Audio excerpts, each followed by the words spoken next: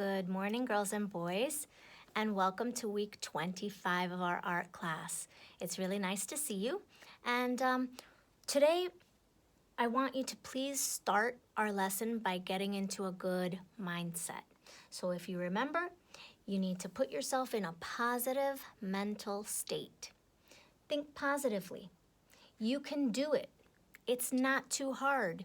If it seems too hard, don't quit. Think positively. Say, I can do it. Even if it's going to be a little difficult to get through it, I can do it. Believe in yourself. We are capable of doing anything that we set our minds to, right? Right. So please put yourself in a positive space.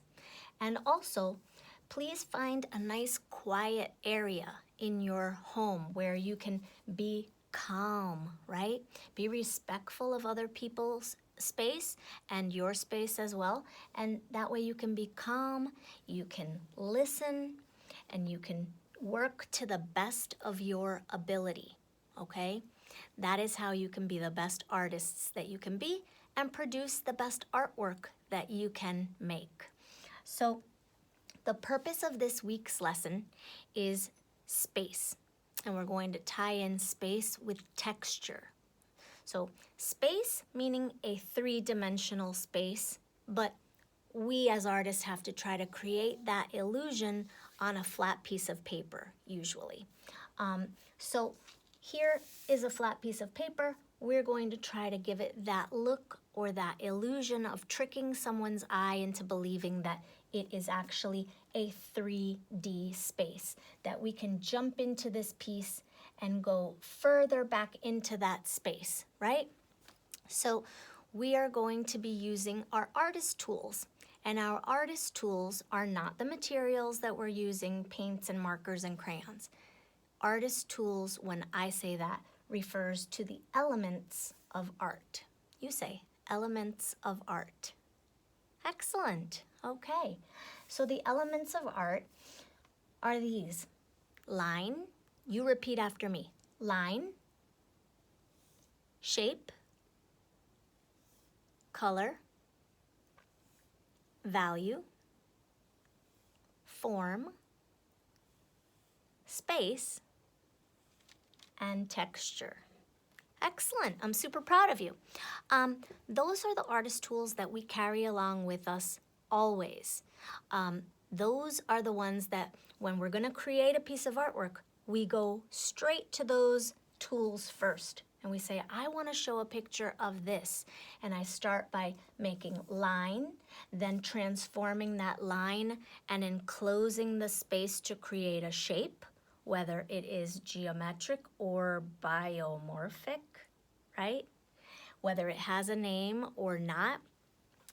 Then we usually add color, and to that color we add value, which means the lightness or darkness of a color.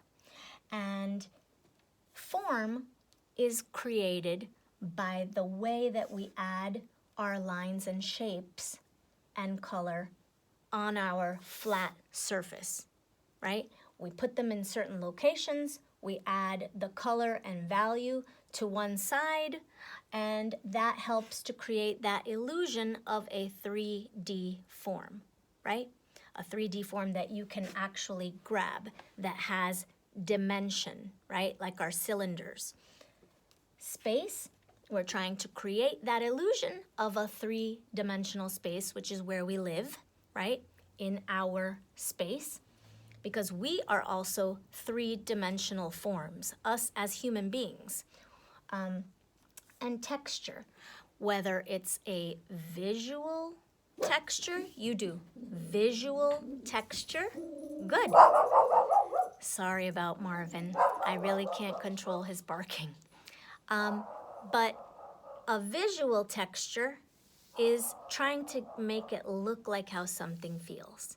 And an actual texture is actually how something feels. So as artists, we try to include as many of these elements of art into our one piece to give the viewer the most information. And that is always, it always makes for the best piece of artwork, okay? So we are going to start this week by preparing our drawing or our composition. You say composition. Excellent. Composition is just another big word for drawing. So we compose our drawing. We figure out where those tools are going to be used and where on our page are we going to draw certain things, just like how a musician composes their music, right? By writing the notes, and that tells them what they're going to play and how and when. So we're going to start our composition today with just a pencil and a piece of paper. And if you have some crayons, we are going to use some crayons and markers to add color this week. Usually we don't do that. Usually we do the drawing the first week and then we add color the second week. But this time we are adding that element of space and texture, and so that's going to be reserved for next week. But I'm going to show you what we're doing. First, let me introduce this piece of artwork, which is a relief. You say relief. Good. Now it's a different meaning. It doesn't mean, whew, what a relief, spelled the same way. But a relief in art means that part of the artwork is projecting outward, is coming off of that flat surface. So this is a close-up image showing somewhat. Oh, if you said elephants, you're correct. It's showing some elephants walking, one in front of the other, and this is part of a very, very big relief. It's called the Great Relief at Mamallapuram. You say Mamallapuram. Excellent. I'm proud of all of us. That is a great piece of artwork that is found in India, and it was made by carving out parts of that stone, okay? Part of that rock, so it's sculptural. It is 3D, it is coming off of that flat surface of a stone or a rock. And so we are going to use that as an inspiration for our artwork, showing a relief and texture using just a brown bag, right? Brown bags that we have from the supermarket in our households, right? I'm always trying to think of things that are available to us at home since we are not in our art room. We don't have all of the materials that I would be supplying you with, right? So I have to get creative and think, what items do we have at home that we could use to add to our artwork to make it extra special, right? So right here, this piece of brown bag, it is ripped up. I tore it, I scrunched it up, like made it into a big ball and scrunched it over and over again to give it that texture that looks like rock. And if I turn this sideways, you can see that it is a relief. You say again, relief. Excellent. So it is a relief that has a portion or a piece of our artwork projecting outward from this flat surface, okay? So we are going to create a space that is showing a waterfall and some cliffs or some rocks here that our waterfall is flowing down from, okay? So now I know I made this rainbow water. You don't have to make it rainbow water. And we're gonna add all of these textural pieces next time. So for today, all you need is a piece of paper and some crayons or markers or a pencil, right? That would be great. And again, I apologize for Marvin. Let's see. So I'm gonna take my piece of paper here and I'm going to switch these spots, and that way I can start to draw with you. And what we're gonna do is we're gonna start in pencil, and I'm going to use marker so that you can see my lines from far away. And let's see, I'm gonna start here, somewhere up here, I'm gonna put a dot. A dot right about there. Are you with me? Okay, so I'm gonna put this dot right there, and I'm gonna try to get you a little closer. Okay. And I'm going to make a curved line. So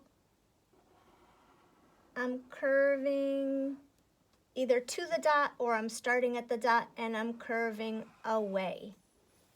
Okay, either way, it's going to be a curved line in the background, and it is going to serve the purpose of a horizon line, okay? Great. And now, from that point, we are going to make our S.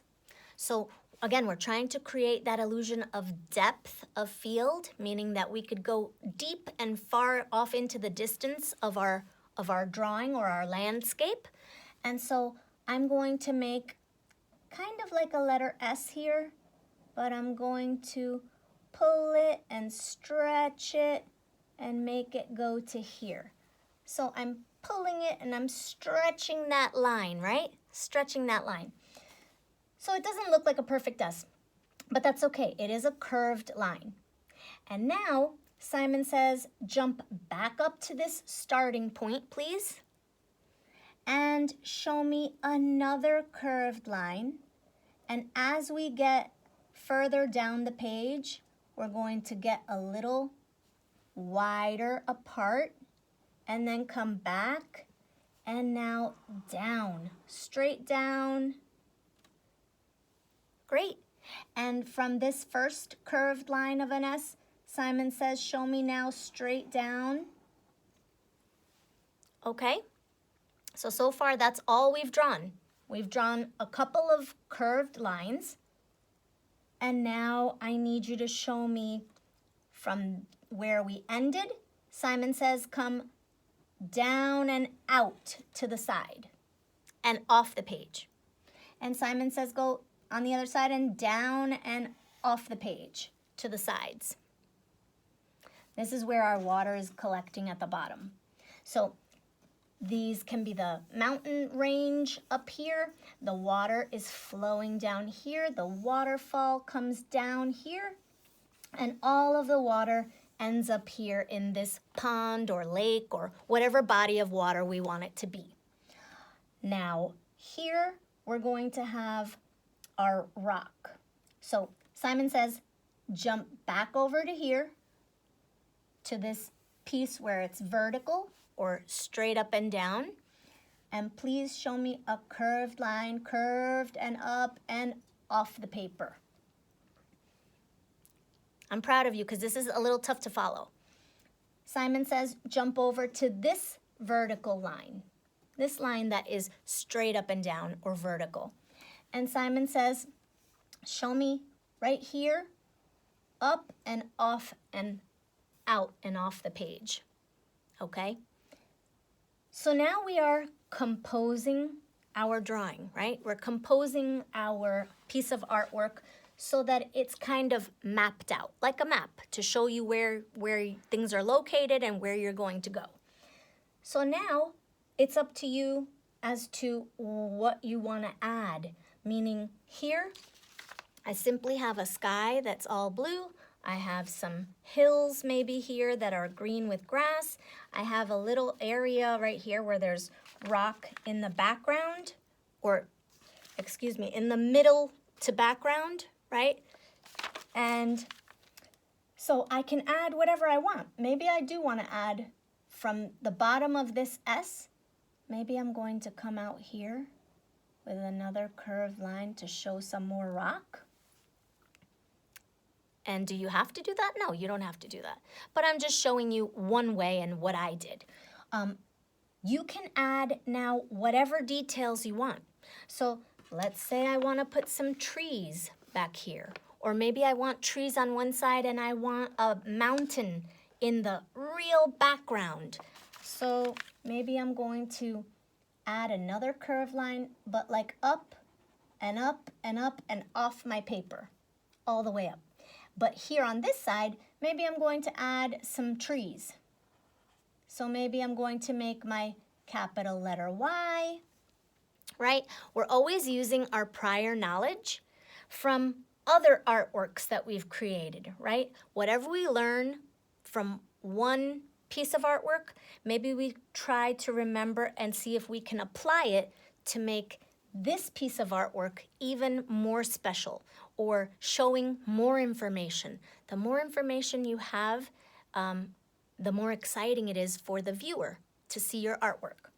So here is my tree. Here are my smaller branches. Maybe back here, I have a smaller capital Y, right? That is showing that the smaller capital Y is further in the distance, right? And so this capital Y tree is taller and bigger, and the one that goes further away is appearing smaller. So here's my other one. And maybe I want to show the greenery, the leaves in these trees. So I'm going to make a curved line around, like the cartoons make the trees look, right? And then I would color that green. And maybe I have another one right here, really, really small.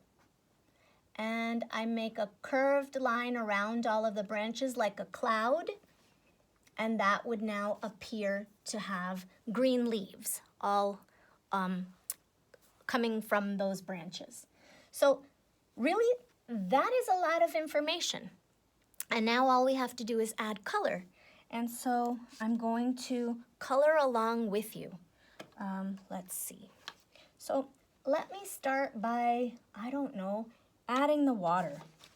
And some of you have just one blue crayon, and some of you have many different blues available to you, right? Many, many, many. And if you have many, you can layer.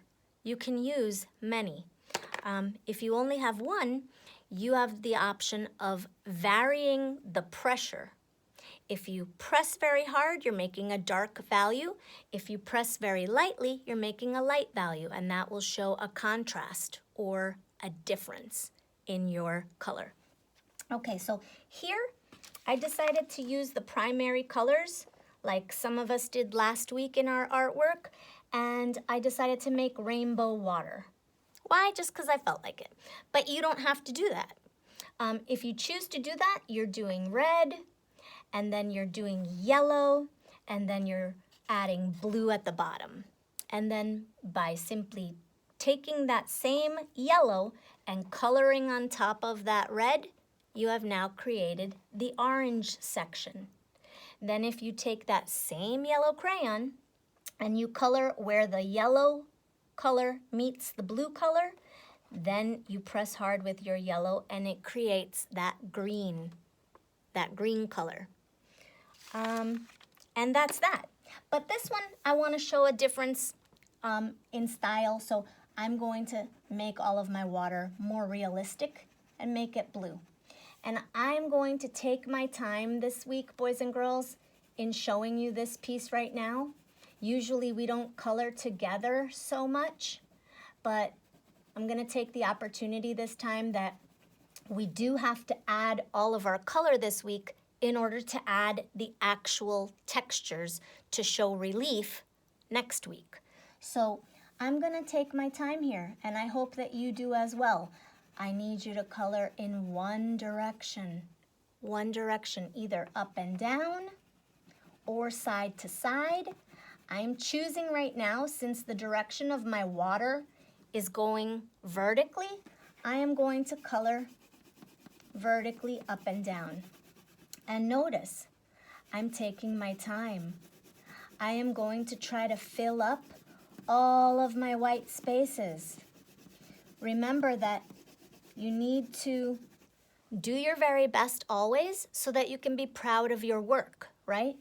So I am going to add all of this blue color. I'm using my thumb on the line here to try to stay in the lines. So I'm coloring, coloring, coloring. Now here at the bottom, I could color horizontally. At the bottom is where the water splashes down and then it creates all of that white foam, which we will add next week, but here's the white foam. And so I'm going to color all of this in. And it takes a little bit of time, I'm not gonna lie. But if you take your time and you're not in a hurry and you really want to be proud of your work, then you will invest the time into your piece of artwork. And I also wanted to let you know that if you leave your work incomplete and you don't add all of the color, then it's not going to be your best artwork. And then it can't really be shown because it's incomplete, right? It's an unfinished piece of artwork. Okay, it's still a work in progress. Okay, so there's my blue water. And now if I only have this blue, maybe I want to add some darker blue. I'm gonna press very hard in some areas. In some spots, I'm gonna add a little bit more pressure. And then it will be a more interesting look. And as you can see, I'm doing kind of like a zigzagging, back and forth, up and down, zigzag. And that's creating a visual texture, showing that the water is cascading down these rocks, this cliff, or this mountain, right? Okay, and now I want it to curve and appear like it's flowing, so I'm going to curve my line and go in this direction and maybe add a few more darker areas here. But I do want to show you also that if you have other blues available, then you can certainly do that. You can add another blue to your water, or another green for that matter. You can add green. And that blue and green makes a beautiful turquoise or teal kind of color, right? That's gonna make my water look more realistic because it's layered, layer upon layer, like how we dress for being warm in the winter. You have many articles of clothing, one on top of the other. Well, we have many layers of color, and that creates depth, right? That gives it that look of three-dimensionality, or 3D, in our flat piece, okay? And then I'm not gonna forget about marker. I really like using marker as well. So here, for these trees, maybe I'm going to color them in marker so that they stand out and they look bright.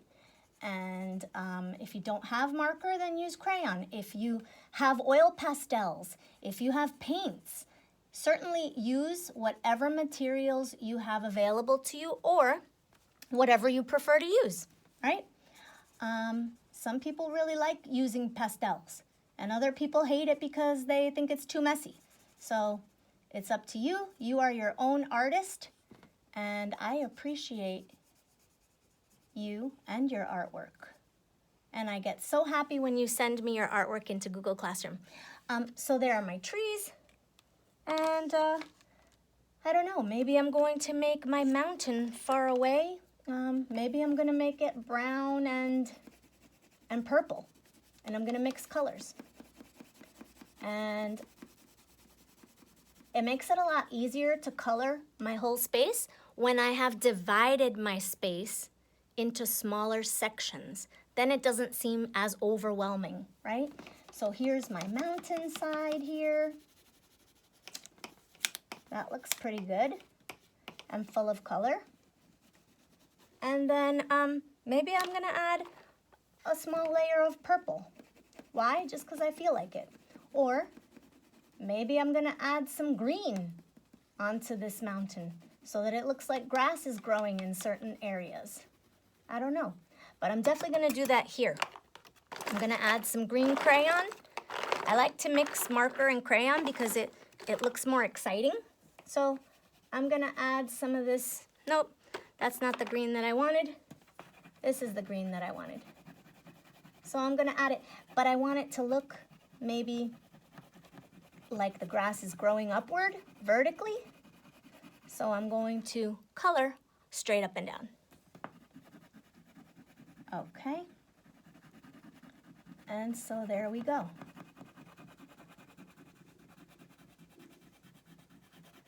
Now, I'm almost finished here with this side, and you can add whatever you want, boys and girls. Please remember that I'm just showing you one example or two examples.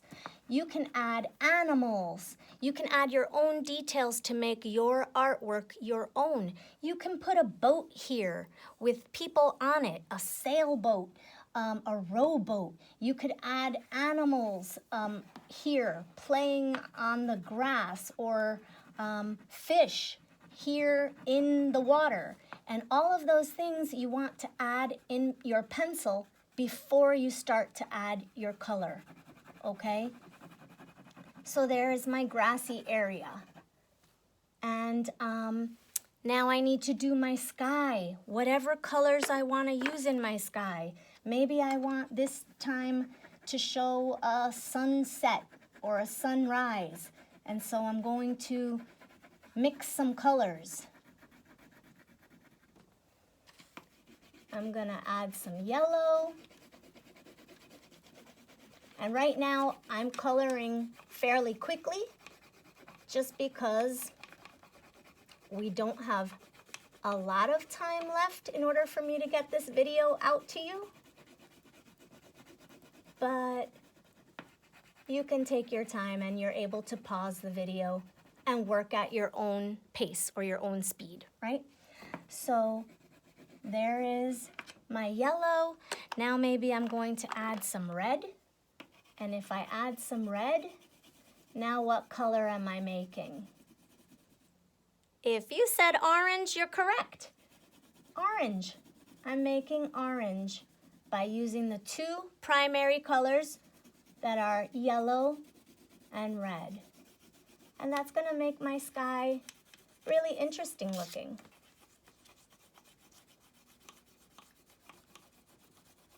Okay. And maybe I'm going to press a little harder down here where the sun would be located if it was rising or setting. I'm just applying a little bit more pressure. And there you go. And this will also be green maybe, or more dirt. And the only spots that you don't have to worry about coloring, boys and girls, are here. These two areas right here that we drew, that's going to be the area that we are projecting our relief from. So we will be adding that actual texture onto that area, okay? And that is it, boys and girls. That is it for today. So I really appreciate you joining me, and I hope that you send me all of your beautiful drawings into Google Classroom and submit them, because I'm really proud of you as artists, okay? And so I will see you again next time. Thanks a lot. Bye-bye.